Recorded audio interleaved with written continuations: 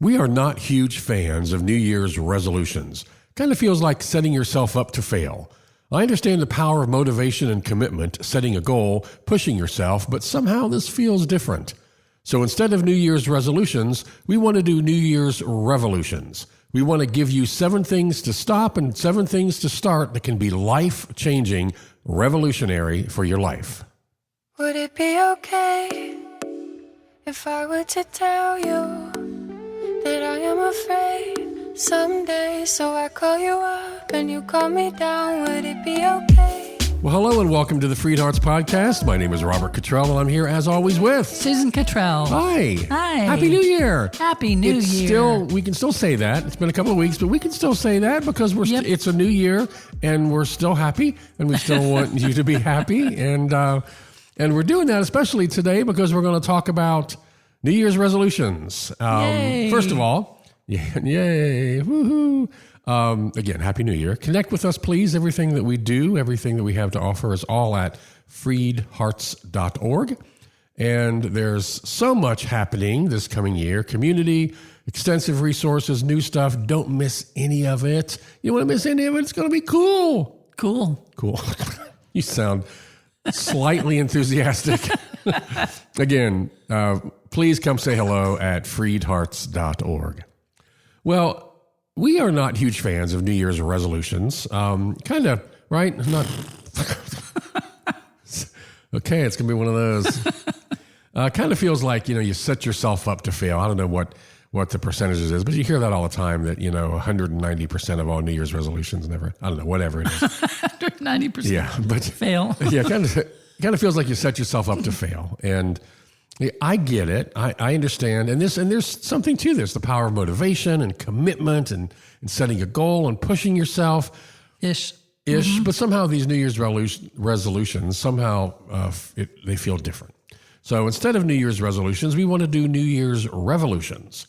We want to give you 7 things to stop and 7 things to start that can be revolutionary, life-changing for your life.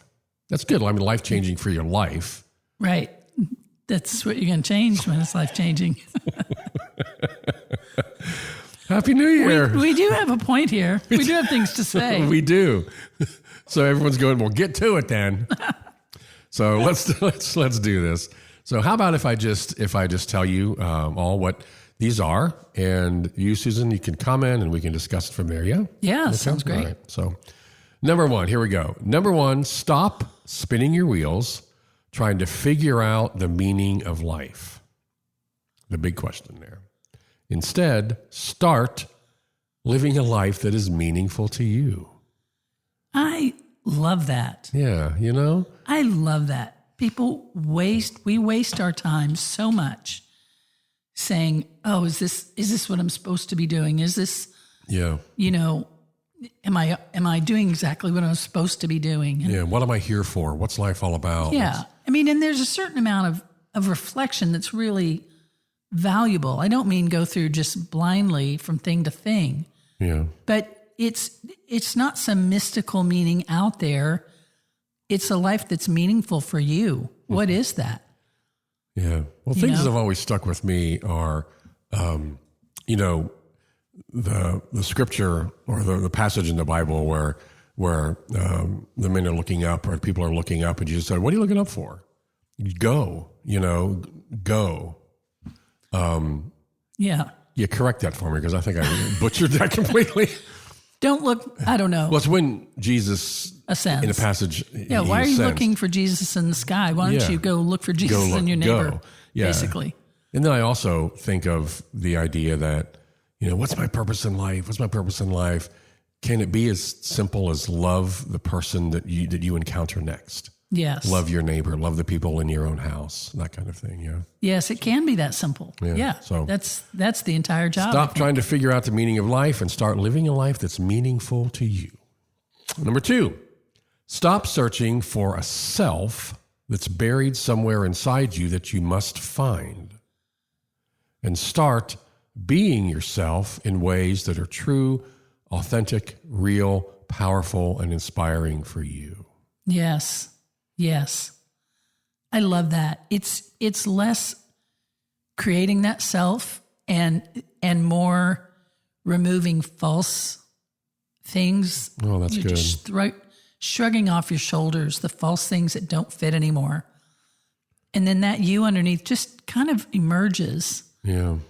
I really have found that to be the most freeing thing for me, is just to drop the false things that aren't me.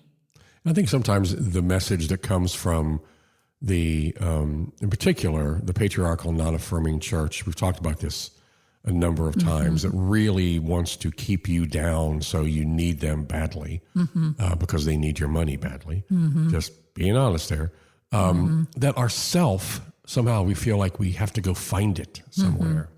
Instead of, I think if we push that stuff aside, all of a sudden, there we are.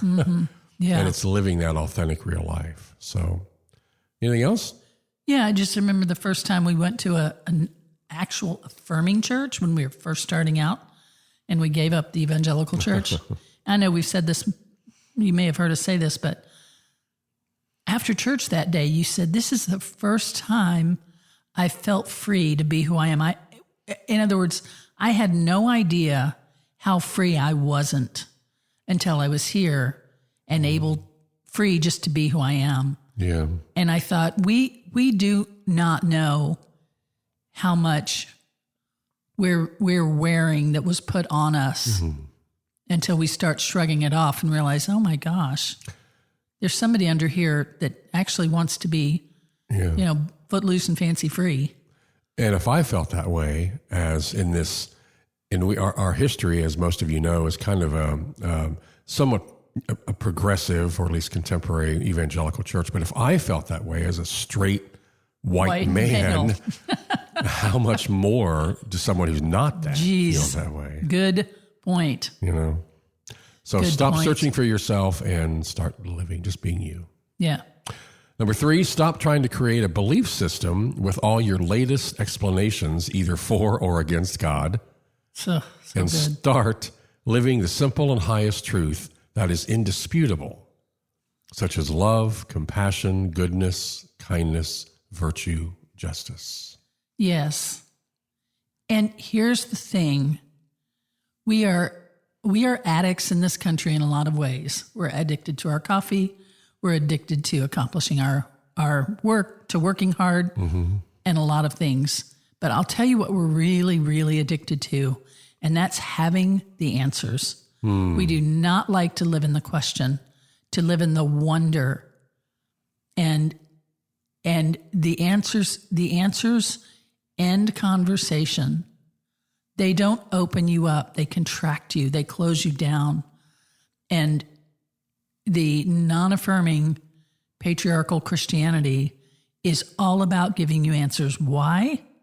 They don't want you wandering off and finding answers that don't include them as in charge of you. Yeah, they require your questions for this whole thing to work. Yeah, They require you to have questions. You know what I mean? Like you to feel like you don't really know what to do. You're not. Right. You're not. Yes. But I'm to saying, do that. but they are filling in the answers for you. Yes. They're not. They don't want you Yes. just asking the question open-endedly. It's kind of like giving a little kid a little thing where you put this in this spot and that's it. Like it's a one-shot deal kind of toy or an open-ended toy. Like coloring within the lines, too. Yeah, exactly. And the more comfortable you can become with the discomfort of not knowing, the more your life will open up like an expanding universe. And don't forget, it only started with the Nicene Creed. With the Nicene Creed, when was this? Oh my gosh. Like 400. Yeah, a few hundred years. 400 something, yeah. That all changed then to be about what we believe as Christians instead of what we do. So another way to say number 3 is stop focusing on what you believe and focus on what you do. Yeah. And do in the best way, not what you accomplish, but like, are you being kind? Yeah. Are you being loving? How are you being to others? And the word belief or faith was about your action. It wasn't about your Initially, that's right. mental assent your mental understanding of something. So Yeah. And those things are indisputable. Love, compassion, goodness, kindness, virtue, justice. Yeah. There's not an argument against those things. right, that's the fruit of the Holy Spirit. That's what when Exactly you live in right. the Spirit will just happen in you. Yeah. So Okay. good. Number 4, stop chasing happiness and going from one self-help program, quick fix formula, and latest guru to another, and instead start taking personal responsibility for your life and do the core personal work to address the root cause of your suffering and unhappiness. I want you to talk about this one a bit because it can be, that can be a little triggering right there, that one. Yeah. You know, but it's easy to stay, and this is so hard because a lot of you out there, a lot of all of us, but have really been hurt by people. Yeah. And it often feels like, well, I don't want to let them get away with that. And so I have to kind of keep focusing on it because they have gotten away with it, so to speak. But we work with people sometimes who have had things happen to them decades ago, and they still hurt like it's still happening. And Yes. and I understand. I'm not diminishing the impact of that, but I also know that I don't want for the person that's been hurt, I don't want that hurt to continue. Right. You know what I mean? Yeah. So let me unpack this a little bit because I please. think you said a mouthful, and I want Is that a good thing? to. Yeah. So first, let's do the stopping part, and that's stop chasing happiness or going from one self-help program, quick fix formula, or latest guru to another. Mm-hmm. And that's true. It's one of the most profound things I learned on this journey of deconstruction was that the idea that something was wrong with me was a lie and harmful to me to think something's wrong. I've just got to find the next answer so I know, so I can fix that thing that's wrong with me. Oh, that's good. That's all a lie. There's nothing wrong with me, and there's nothing wrong with you. And then the part I think what you started to get like, this can be triggering is the start part, and that's start taking personal responsibility for your life and do the core personal work to address, the root cause of your suffering and unhappiness. And there's the truth in that, I think, is to do your own work, to unpack your own issues where you get some mental health if you need it, mental health help if you need it and can access it. Yeah. But the core is in switching from a victim of the circumstance to rewriting your story. This is basically rewriting your story. Is that? Yeah. I mean, you talk, if we go back to the stop for a minute, it's self-help, as in I need help, quick fix, I need fixed, and latest guru, as is someone knows, so I'm just going to emulate them instead of I'm not broken and I have the divine in me that I just need to unleash, so to speak. The core personal work, I also think about the work you do with people. By the way, you do counseling. Coaching. Life coaching. And on a very limited basis. If you're interested in that out there, please email us, Susan at FreedHearts.org or hello at FreedHearts.org, and we'll get you all the information on that and see if there's a spot there available. It is very limited. But that said, some of the work that you do in that is going back to the child in you and the first time you felt bad or scared about something where you, and I'm simplifying this, I know, but where you made that decision that, I get hurt by this, or I get hurt in this situation, or that's what life does Nobody for me. has my back. I've got to do that. I've got to cover my back. Yeah. And that's what I mean here by responsibility in the core personal work is kind of go back and say, and you have the power. That's a better way to phrase that than personal responsibility. You have the power to go back and discover the cause that has been bringing you a lot of this angst and pain and suffering that you're feeling. Yes. Not that it's your fault that anyone did anything to you. at all. Yeah. I mean, Yes. I feel like I need to, Yeah. yeah. So let's maybe rephrase this a little bit. Yeah, please.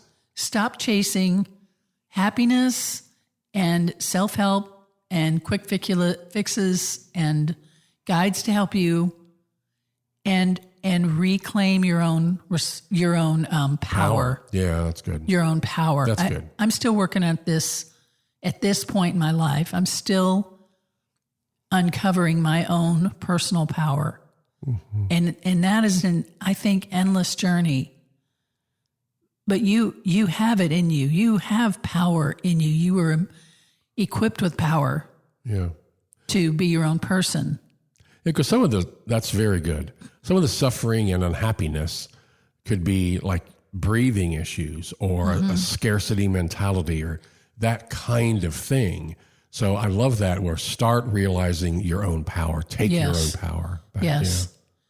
Yeah, because, there are those around who will take your power from you, are happy to take your power from you. Okay. But you take your power back. That's the best thing you can do. I hope that makes sense out there. So I hope so. Yeah. If you have questions, write us, because we say this before. We don't want anything we say. Don't go, what? Oh my gosh, stop. And just write us. We'll talk this through with you, and it helps us figure it out as well. So always write us, podcast@freedhearts.org. Yeah. Yeah. Yes. Number 5, stop living someone else's life.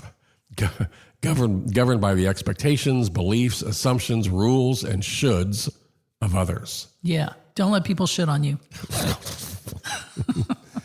I'm going to have to take the jokes back. That was a good one, actually.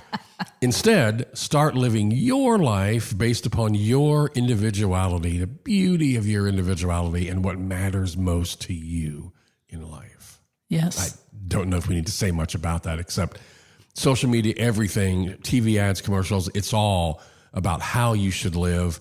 These are the rules you should follow. This is what we expect of you, all this kind of stuff. This is what you should do, instead of just being who you are, the brilliant individual, amazing, beautiful person you are, and focus on what matters most to you in this life. Yes. Yeah. Because when you focus on living someone else's, Pinterest board, you're going to always feel empty because it wasn't yours to begin with. It's not you. That's right. It's not you. That's right.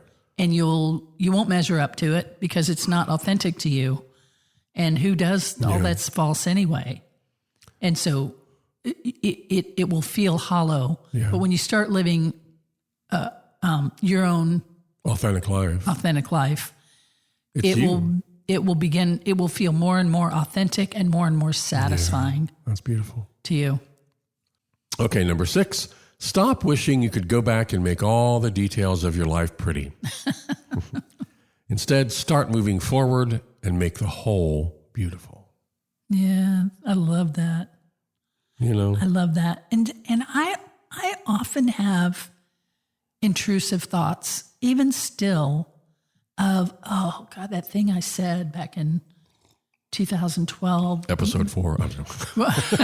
Right. Gosh, that sounded so stupid or whatever. Yeah. Those are just intrusive thoughts. They're not authentic me. They're not a conviction of something I need to go back and make right. They're just intruders, interlopers into my own sacred interior. And so you just, so if you can just redirect those, you can visually turn them into butterflies that fly away. As you're picturing that thing, you can create a new ending to it. You have choices in your beautiful, magnificent mind that's creative and full of life. You're able to recreate other endings to those intrusive kind of regrets. Yeah, regrets and should-haves and could-haves. And wishes you could change it. Those things don't even exist anymore. Well, there's nothing positive that comes from that. I mean, and again, if you're going back, I mean, if you're going back, you're not going forward. You're not moving forward. That's correct. And if you're moving forward, you're not going back. Right. That's really good. Yeah. So the shark, in the relationship. If you're not moving forward, you die. Okay, we won't say that. Let's not say that. But you going backward is not going to help you. Make the whole beautiful, because you are beautiful. And there's no going back in the real world and changing it. But let me tell you, there is going back if something repeats in intrusive thought. Like we had talked earlier about going back to that the core work and decisions you made. And that just kind in of this, just in this moment of an intrusive thought, like, oh, I wish I had so-and-so instead of so-and-so. Like, I wish I had not said that thing to my mother or whatever. You can go back in your mind into that scene and say the thing you wish you had said. Play it out differently, because your body that is living out all of these decisions of yours and these things you do, living out your reality, it doesn't know the difference between a thought and something that really happened. And when you go back and in your mind and you relive it, it's like choose your own adventure. Go back and choose a different path. Yeah. It changes it in your body, and it changes it going forward. And that sounds really perhaps hard to believe, but it's really true if you try it. And so you can't change the outward experience out there in the world for other people, I guess. Yeah. I don't know what you can't change, but I do know what you can change is the reality in you, and turn that intrusive thought, that regret, that's all a regret is, an intrusive thought, into something powerful, and it will flutter away. Yeah, that's really good. That's really good. Again, we have no problem believing that a negative thought in us can continue and impact our life on a daily basis. So it shouldn't be very far out to think that if we can change that thought to a positive thought, it can impact our life moving forward. You know what I mean? That's brilliant. That's really true. Yeah. It's really good. So let me give you a quick example that I thought of, because people say this all the time, or often. They say, I think I need to reconcile with my parents, or people tell me I need to reconcile with them because one day they're going to be dead and then I'm going to regret it. No. First of all, no. Don't go back and reconcile for that reason. That's not sufficient reason, because this is the chance, the life you've lived up to this point so far is the life you've lived, and it's not on just your shoulders to reconcile. And some people can't be reconciled with. It doesn't mean you take everything dished out to you so that you don't regret it after they die. No, here's the deal. They're going to die, and then they're going to know that things are different than they perceived. And they're not going to die and then be stuck in that state they were in when they died of always thinking you're whatever. Yeah. They're going to have a different perspective after they die. Yeah, everything. And so you don't have to regret anything. Like, in other words, kind of like God will tell them. The angels will tell them. Yeah, the issue you're concerned about, they won't be worried about when they're exactly. So don't regret it. So you don't worry about it. So as far as going back and reaching into the past and moving it forward, when you think about the person that maybe died and you didn't do what you thought you should have done, whatever it was, if that's a persistent thought, just go into it with your eyes closed and go to that point again and make a different choice and take a different action, say a different thing, the thing you'd wished you'd said, and it will change you. It will change you. That's moving forward. That's taking that and being able to move forward in a positive way. Yeah. And that is, beloved, it is powerful. Yeah. It is powerful, and it is impactful. It's real when you do that. Yeah. And it will stop the negative impact of those negative thoughts and create the positive impact of the positive thoughts. That's good. Thank you. That's kind of what's meant by taking every thought captive, isn't it? Yeah. It's like turning it around for yourself. Okay. That's good. Thank you, sweetie. Mm-hmm. Number 7, last one. Stop fretting over the question of what happens when you die. Speaking Instead, of dying, start living into your answer of what it means for you to fully live. that is awesome. And in the same way about you can either go back or move forward, that kind of thing, where do you want to be? I don't want to spend the day or the week or the year or whatever it is kind of worrying, obsessed with what happens when I die. What a missed opportunity to just live my life. And in love and goodness and kindness and all these things we talked about, you know? Yeah. And let me tell you, the idea that you're going to be punished in one way or another, in a horrific, eternal, flame involved way, whatever, is pure control. Yeah, it's not over original. you. We'll It's talk not about this. true. It's not original gospel. It's not true. It's not true. And We do have a 7-part YouTube series on this, by the way. If you want to look up our YouTube channel, yeah. you can watch it. And I know we kind of bring this up often, but it's such a big issue for people. But I do want to say, you were joking. You were like, that's the last FU of the church is to say here. And when you die, boom, into hell. It's like, oh, thank you very much. Yeah, you didn't come to our Shepherds. church, so yeah. Yeah, right, exactly. Don't buy it. Don't buy it. So you don't need to worry about what happens when you die. That's what you're trying to say. You're all good, beloved. You're I all promise. good. You're all good. So set that aside and start living into your answer of what it means for you to fully live your life. Yeah. So, all right. Well, we hope you liked our New Year's revolutions. And again, beloved, breathe. Let's breathe together. In, out. Because you're all good. You are beautiful. You are beloved. Be you. They'll adjust or not, whatever. And live your life. We love you. We'll talk to you next time. We love you. Bye. Bye.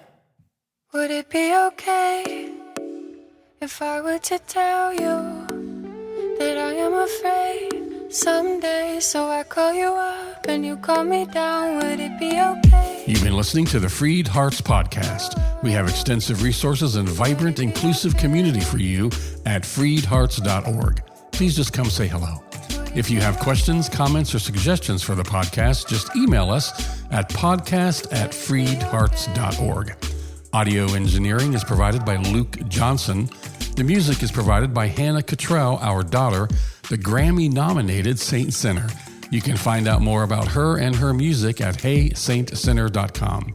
Please share, subscribe and follow on your favorite platform, and support us if you can. Thanks for listening.